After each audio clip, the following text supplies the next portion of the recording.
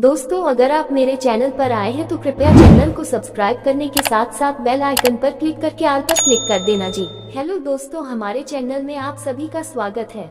आज हम गीता अध्याय 12 भक्ति योग के बारे में सुनेंगे। तो आइए दोस्तों सुनते हैं। अर्जुन बोले, जो अनन्य प्रेमी भक्तजन पूर्वोक्त प्रकार से निरंतर आपके भजन ध्यान में लगे रहकर आप सगुण रूप परमेश्वर को और दूसरे जो केवल अविनाशी सच्चिदानंद घन निराकार ब्रह्म को ही अतिश्रेष्ठ भाव से भजते हैं, उन दोनों प्रकार के उपासकों में अति उत्तम योगवेत्ता कौन है? श्री भगवान बोले, मुझ में मन को एकाग्र करके निरंतर मेरे भजन ध्यान में लगे हुए, अर्थात गीता अध्याय 11 श्लोक 55 में लिखे हुए प्रकार से निरंतर मेरे में लगे हुए जो भक्तजन अतिशय श्रेष्ठ श्रद्धा से युक्त होकर मुझ सगुण रूप परमेश्वर को भजते हैं, वे मुझको योगियों में अति उत्तम योगी मान्य हैं। परंतु जो पुरुष इंद्रियों के समुदाय को भली प्रकार वश में करके मन बुद्धि से परे सर्वव्यापी अकथनीय स्वरूप और सदा एकरस रहने वाले नित्य अचल निराकार अविनाशी सच्चिदानंद घन ब्रह्म को निरंतर एक ही भाव से ध्यान करते हुए भजते हैं, वे संपूर्ण भूतों के हित में रत और सब में समान भाव वाले योगी मुझको ही प्राप्त होते हैं। उन सच्चिदानंद घन निराकार ब्रह्म में आसक्त चित्त वाले पुरुषों के साधन में परिश्रम विशेष है, क्योंकि देहाभिमानियों द्वारा अव्यक्त विषय गति दुख पूर्वक प्राप्त की जाती है। परंतु जो मेरे परायण रहने वाले भक्तजन संपूर्ण कर्मों को मुझ में अर्पण करके मुझ सगुण रूप परमेश्वर को ही अनन्य भक्ति योग से निरंतर चिंतन करते हुए भजते हैं। इस श्लोक का विशेष भाव जानने के लिए गीता अध्याय 11 श्लोक 55 देखना चाहिए।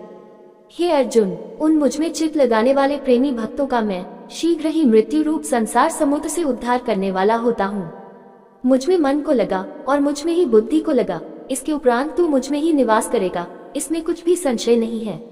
यदि तू मन को मुझ में अचल स्थापन करने के लिए समर्थ नहीं है तो हे अर्जुन, अभ्यास रूप भगवान के नाम और गुणों का श्रवण कीर्तन मनन तथा श्वास द्वारा जप और भगवत प्राप्ति विषयक शास्त्रों का पठन पाठन इत्यादि चेष्टाएं भगवत प्राप्ति के लिए बारंबार करने का नाम अभ्यास है। योग द्वारा मुझको प्राप्त होने के लिए इच्छा कर।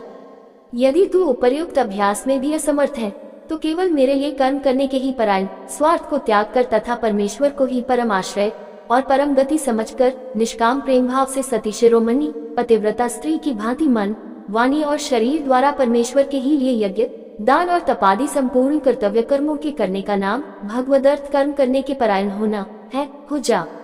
इस प्रकार मेरे निमित्त कर्मों को करता हुआ भी मेरी प्राप्ति रूप सिद्धि को ही प्राप्त होगा। यदि मेरी प्राप्ति रूप योग के आश्रित होकर उपर्युक्त साधन को करने में भी तू असमर्थ है तो मन बुद्धि आदि पर विजय प्राप्त करने वाला होकर सब कर्मों के फल का त्याग गीता अध्याय 9 श्लोक 27 में विस्तार देखना चाहिए कर। मन को न जानकर किए हुए अभ्यास से ज्ञान श्रेष्ठ है, ज्ञान से मुझ परमेश्वर के स्वरूप का ध्यान श्रेष्ठ है और ध्यान से सब कर्मों के फल का त्याग केवल भगवदर्थ कर्म करने वाले पुरुष का भगवान में प्रेम और श्रद्धा तथा भगवान का चिंतन भी बना रहता है। इसलिए ध्यान से कर्मफल का त्याग श्रेष्ठ कहा है। श्रेष्ठ है क्योंकि त्याग से तत्काल ही परम शांति होती है। जो पुरुष सब भूतों में द्वेष भाव से रहित स्वार्थ रहित सबका प्रेमी और हेतु रहित दयालु है तथा ममता से रहित अहंकार से रहित सुख दुखों की प्राप्ति में सम और क्षमावान है, अर्थात अपराध करने वाले को भी अभय देने वाला है, तथा जो योगी निरंतर संतुष्ट है मन इंद्रियों सहित शरीर को वश में किए हुए है और मुझ में दृढ़ निश्चय वाला है, वह मुझ में अर्पण किए हुए मन बुद्धि वाला मेरा भक्त मुझको प्रिय है, जिससे कोई भी जीव उद्वेग को प्राप्त नहीं होता और जो स्वयं भी किसी जीव से उद्वेग को प्राप्त नहीं होता, तथा जो हर्ष अमर्ष दूसरे की उन्नति को देखकर संताप होने का नाम अमर्ष है, भय और उद्वेग आदि से रहित है, वह भक्त मुझको प्रिय है। जो पुरुष आकांक्षा से रहित बाहर भीतर से शुद्ध गीता अध्याय 13 श्लोक 7 की टिप्पणी में इसका विस्तार देखना चाहिए। चतुर पक्षपात से रहित और दुखों से छूटा हुआ है, वह सब आरंभों का त्यागी मेरा भक्त मुझको प्रिय है। जो न कभी हर्षित होता है, न द्वेष करता है, न शोक करता है, न कामना करता है, तथा जो शुभ और अशुभ संपूर्ण कर्मों का त्यागी है, वह भक्तियुक्त पुरुष मुझको प्रिय है। शत्रु मित्र में और मान अपमान में सम है तथा सर्दी गर्मी और सुख दुखादि द्वंद्वों में सम है और आसक्ति से रहित है। जो निंदा स्तुति को समान समझने वाला मननशील और जिस किसी प्रकार से भी शरीर का निर्वाह होने में सदा ही संतुष्ट है और रहने के स्थान में ममता और आसक्ति से रहित है, वह स्थिर बुद्धि भक्तिमान पुरुष मुझको प्रिय है। परंतु जो श्रद्धायुक्त वेद शास्त्र महात्मा और गुरुजनों के तथा परमेश्वर के वचनों में प्रत्यक्ष के सदृश विश्वास का नाम श्रद्धा है, पुरुष मेरे परायण होकर इस ऊपर कहे हुए धर्म में अमृत को निष्काम प्रेम भाव से सेवन करते हैं, वे भक्त मुझको अतिशय प्रिय हैं। उम्मीद करते हैं दोस्तों आपको ये गीता ज्ञान अध्याय सुनने में अच्छा लगा होगा।